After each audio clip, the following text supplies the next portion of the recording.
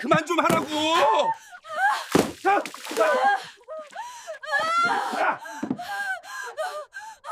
마당 가득 쏟아진 배추 300포기. 붉은 양념이 흙바닥에 번져 있고 젖은 옷을 입은 여자가 배를 움켜쥔 채 주저앉아 있었다. 그녀의 뺨엔 붉은 손자국이 선명했고 눈가엔 눈물이 고여 있었다. 그때 한 남자가 발로 김치통을 걷어찼다. 쾅! 김치가 사람 목숨보다 중요해.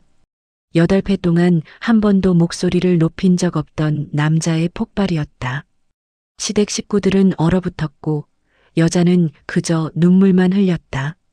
하지만 이건 끝이 아니었다. 이 놀라운 반전의 전체 이야기가 궁금하시다면 잠시만 구독 버튼을 눌러주세요. 평범해 보이는 사람들의 숨겨진 이야기를 매일 전해드립니다. 그럼 8회 전으로 돌아가 보겠습니다. 30살 한서윤. 작은 웨딩홀에서 그녀는 소박한 드레스를 입고 서 있었다. 꽃장식도 많지 않았고 하객도 20명 남짓. 신랑 박도연의 가족들이 대부분이었다. 신부 측 혼주는요? 부모님이 일찍 돌아가셔서요. 사람들은 안 됐다는 표정을 지었지만 그게 전부였다. 피로 연장해서 시어머니가 시누이에게 푸념하듯 속삭였다. 혼수도 제대로 된 게 없고 부모도 없고 뭘 배웠겠어. 뻔하다 뻔해. 에휴, 도연이가 고생하겠네. 시누이 박미선이 고개를 저었다. 서윤은 그 말을 들었지만 아무 말도 하지 않고 그저 웃으며 인사를 받았다.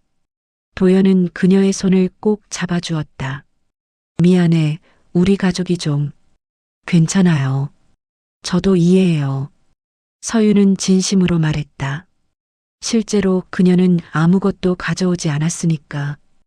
혼수도 최소한으로 준비했고 예식 비용도 도연과 반반 냈다.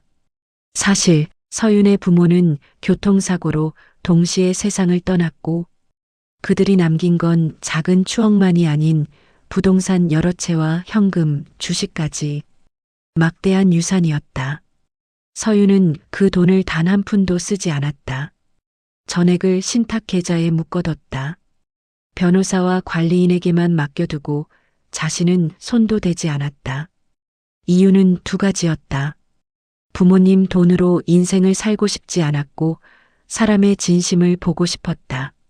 결혼 후 서윤은 작은 온라인 쇼핑몰을 운영하며 소소하게 돈을 벌었다. 수입은 많지 않았지만 생활비는 충분히 벌었고 도연의 월급과 합치면 넉넉했다. 그런데 시댁의 태도는 달랐다. 며느리가 장사를 하네. 돈이 없으니 어쩔 수 없지. 혼수도 없고 부모도 없고 우리 도연이가 고생이야. 서윤은 매일 그런 말들을 들었다. 하지만 반박하지 않았고 그냥 웃으며 넘겼다. 명절이 되면 서윤은 시댁에 갔고 음식 준비는 전부 그녀의 몫이었다. 시어머니는 지시만 했으며 시누이는 거들지도 않았다. 그런 서윤에게 도연은 늘 미안해했다. 우리 엄마가 원래 그래. 조금만 참아줘. 괜찮아요. 저도 가족이니까요. 서윤은 웃었다.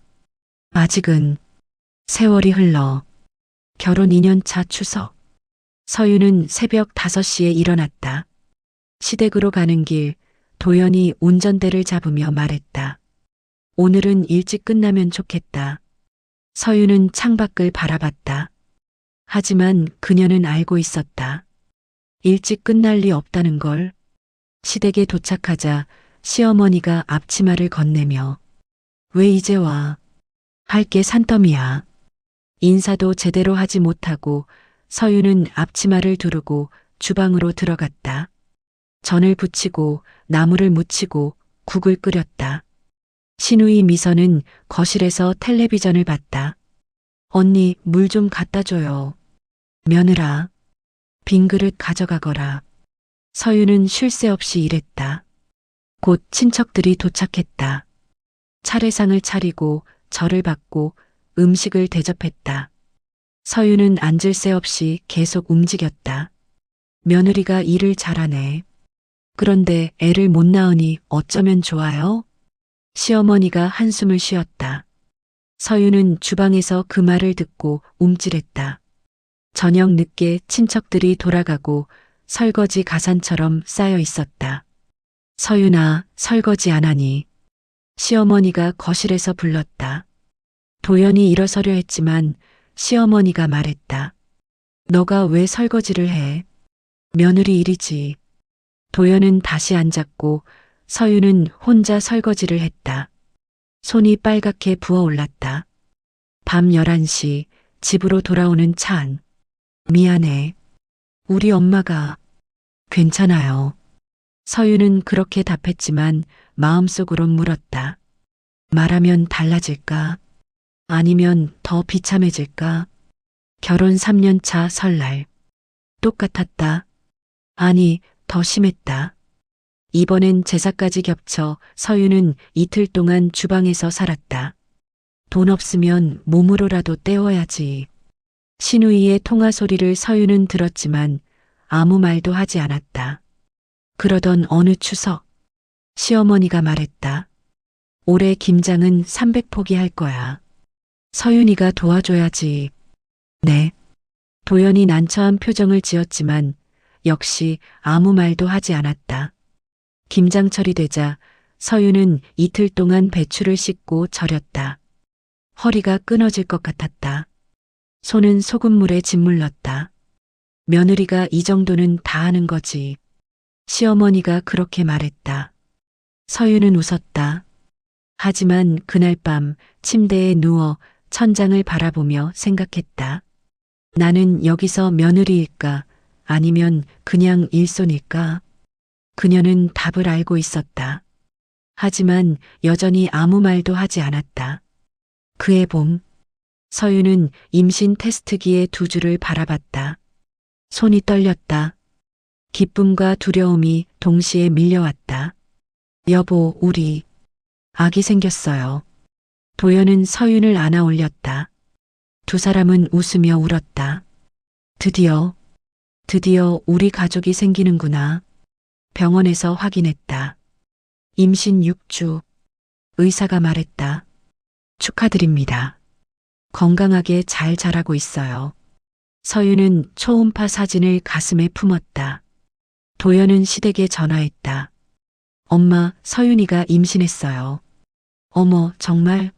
드디어 우리 집에도 손주가. 시어머니의 목소리가 밝아졌다. 하지만 그게 전부였다. 한 달 후 시댁 제사. 임신했다고 쉬면 안 돼. 몸도 둔해지고 애도 커져서 낳을 때 힘들어. 시어머니가 앞치마를 건넸다. 서윤은 받을 수밖에 없었다. 엄마, 서윤이가 지금. 나도 임신하고 일 다 했어. 요즘 애들은 너무 약해.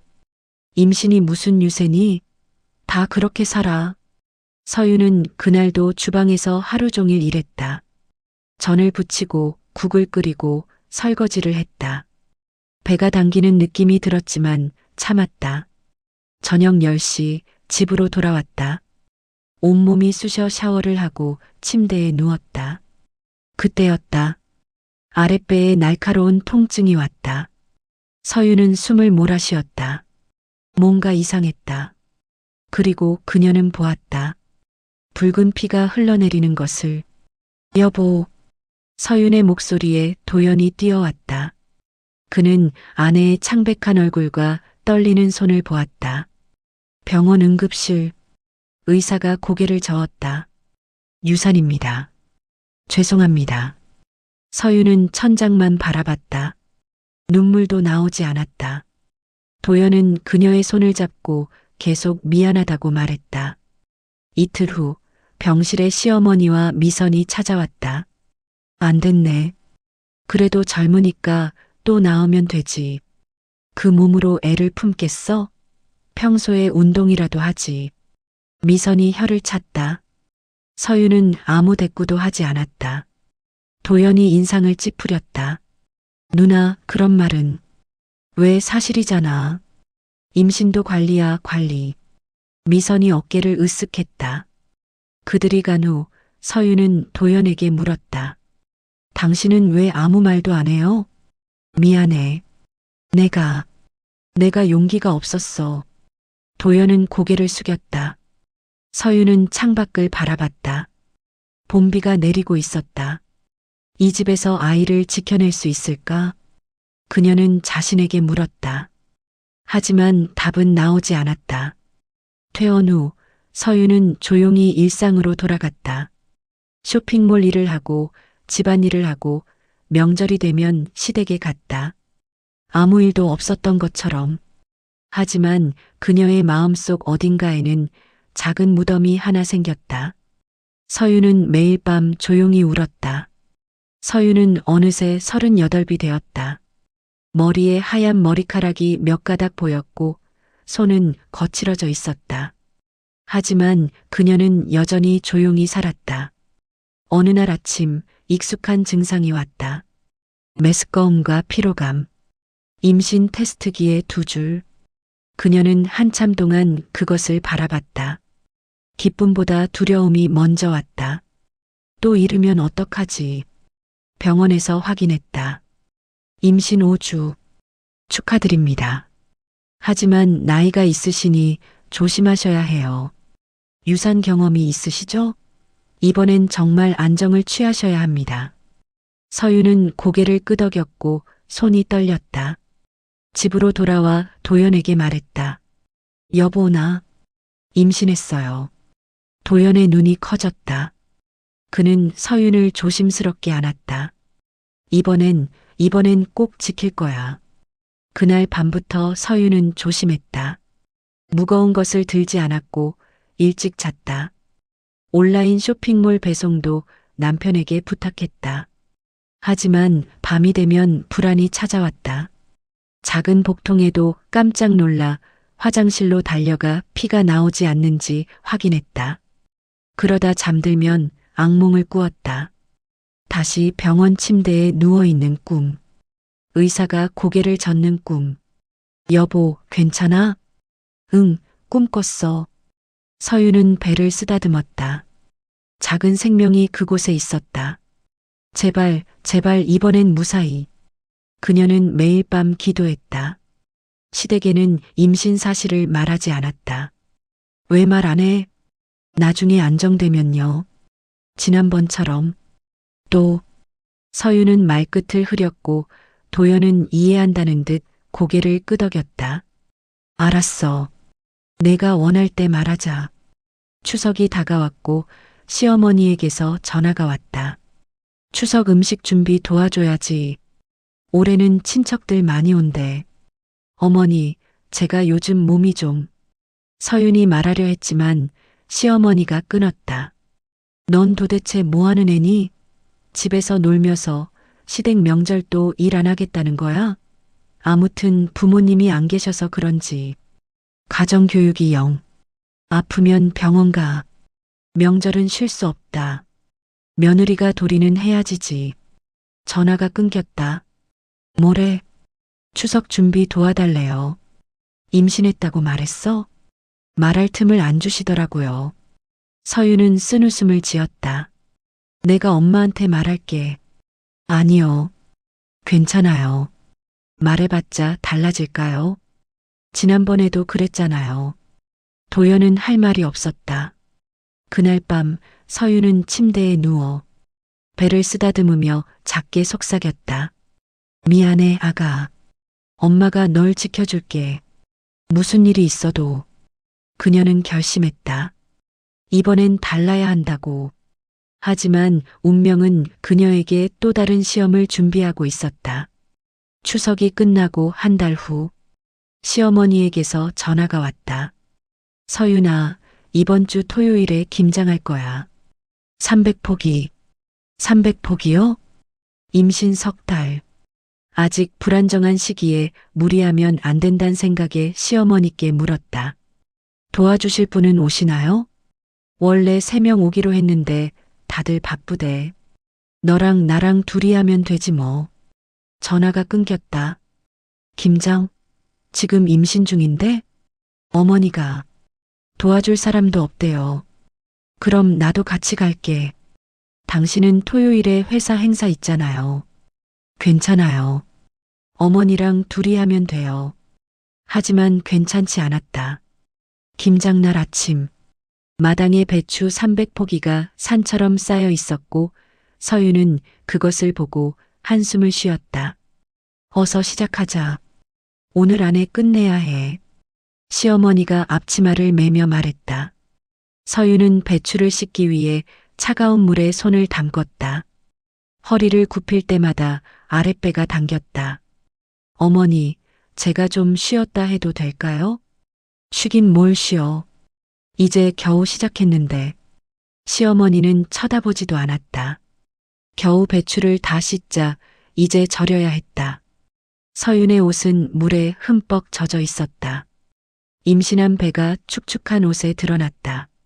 어머님, 잠깐 쉬면서 점심 먹고 하죠. 아니, 지금 해야 해. 시간 맞춰야 한다니까. 서윤은 소금물을 배추 사이에 뿌렸다. 무거운 소금 포대를 들 때마다 숨이 찼다. 오후 3시 미선이 친구와 함께 왔다. 엄마, 김장 잘 돼가? 응, 거의 다 끝났어. 저리 가 있어. 고춧가루 묻는다. 시어머니가 딸을 걱정하며 말했다. 미선은 서윤을 보았다. 젖은 옷, 붉어진 손, 땀에 젖은 머리. 언니 고기 삶았어요? 김장한 거랑 좀 주세요. 손 하나 까딱하지 않고 신우이가 말했다. 오후 5시 양념을 버무리기 시작했고 서윤의 손은 벌써 짓물러 있었다. 고춧가루가 상처에 스며들어 따가웠다. 어머니, 정말 잠깐만 쉬었다 해도 조금만 더 하면 끝나. 참아. 시어머니는 고개도 들지 않았다. 저녁 7시. 드디어 끝났다. 서윤은 마당에 주저앉았다. 수고했어. 그래도 며느리 된 돌이 했네. 시어머니가 그렇게 말하고 집으로 들어갔다.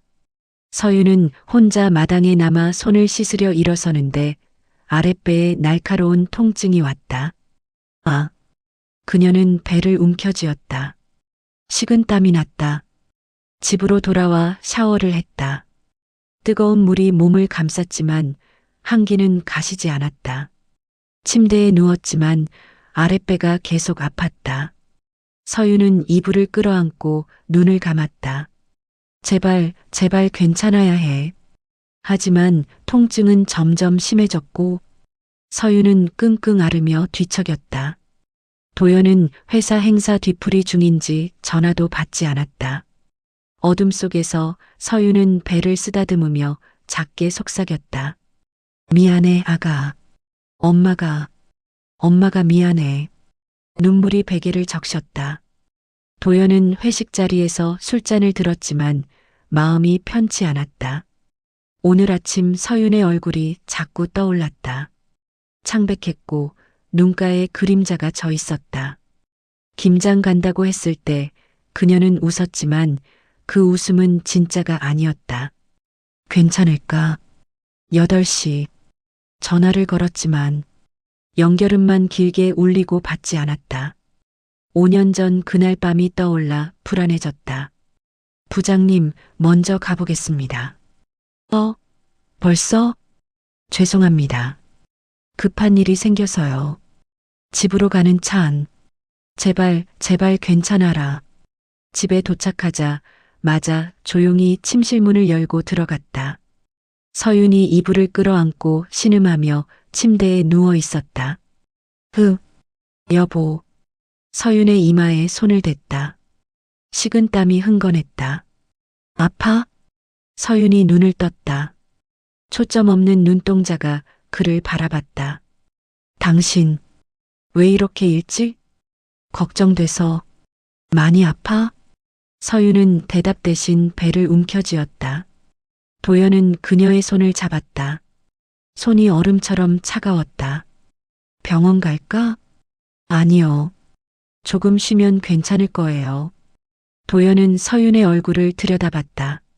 창백한 입술, 떨리는 숨소리. 괜찮을 리 없어. 그는 침대 옆에 앉아 서윤의 손을 계속 잡고 있었다. 다른 손으로는 그녀의 이마를 쓰다듬었다. 밤새 도연은 한숨도 자지 않고 서윤의 숨소리를 들으며 그녀의 손을 잡으며 지켰다. 새벽 2시 서윤이 다시 신음했다. 도연은 깜짝 놀라 일어났다. 여보, 병원 가자. 제발. 서윤은 고개를 저었다. 하지만 그녀의 얼굴은 점점 더 창백해졌다. 이번엔 안 돼. 절대 안 돼. 당신 내일도 중요한 회의 있잖아요. 회의보다 당신이 중요해. 아기가 중요해. 도연의 목소리가 떨렸다. 5년 전에 나는 아무것도 못 지켰어. 당신도 아기도. 이번엔 달라야 해. 미안해요, 여보. 미안할 거 없어. 내가 미안해. 도연은 서윤을 조심스럽게 안았다. 그날 밤 두 사람은 잠들지 못했다. 도연은 아내 곁을 지켰고 서윤은 남편의 품에서 작게 떨었다. 새벽이 밝아왔다. 도연은 결심했다. 오늘은 일이 아니라 내가 지켜야 할 게 있다. 다음 날 오전 10시 도연은 회사에 연차를 냈다. 중요한 회의가 있었지만 상관없었다. 그때 핸드폰이 울렸다. 시어머니였다. 왜 너가 받니? 서윤이는? 오늘 서윤이 오라고 해라. 어제 담은 김장 몇 통 가져가고 친척 어른들 온다고 하니 넘어오라고 해. 엄마, 오늘은 좀. 뭐가 바빠? 저녁 먹고 가면 되지. 전화가 끊겼다. 가요. 어머니가 기다리시는데. 몸은 괜찮아? 많이 나아졌어요. 서윤은 웃었지만 도연은 알았다. 그 웃음이 진짜가 아니란 걸. 도연과 서윤은 시댁에 도착했다. 마당에는 어제 담근 김치가 가지런히 놓여 있었다. 시어머니가 나왔다. 왔구나. 김치 좀 담아가고 곧 친척들 도착하신다니 저녁 준비하자. 너희도 저녁 먹고 가. 그때 미선이 친구와 함께 마당으로 나왔다. 서윤을 보더니 코웃음을 쳤다. 언니, 어제 고생했죠? 얼굴이 왜 그래요? 괜찮아요. 도연은 아내의 창백한 얼굴을 보았다. 어제보다 더 안 좋아 보였다. 서윤아, 저것 좀 옮겨놔. 시어머니가 김치통을 가리켰다. 서윤이 움직이려 하자 도연이 말했다. 제가 할게요. 아니, 며느리가 해야지. 너는 앉아 있어. 서윤은 김치통을 들려 하자 도연이 다가가 통을 받으려 했다. 내가 할게. 됐어요. 제가. 그때 미선이 비아냥거렸다. 아이고, 어디 결혼 안 한 사람은 서러워 살겠어? 어른들 앞에서 뭐 하는 짓인지. 못 배워 먹어서. 도연의 손이 멈췄다. 뭐라고 했어? 왜? 사실이잖아. 부모님 일찍 돌아가셔서 가정교육이라곤 배운 게 없는 거. 미선이 어깨를 으쓱했다. 그때 시어머니가 맞장구를 치며 그래, 좀 빠릿빠릿하게 움직이고 예의 있게 행동해라.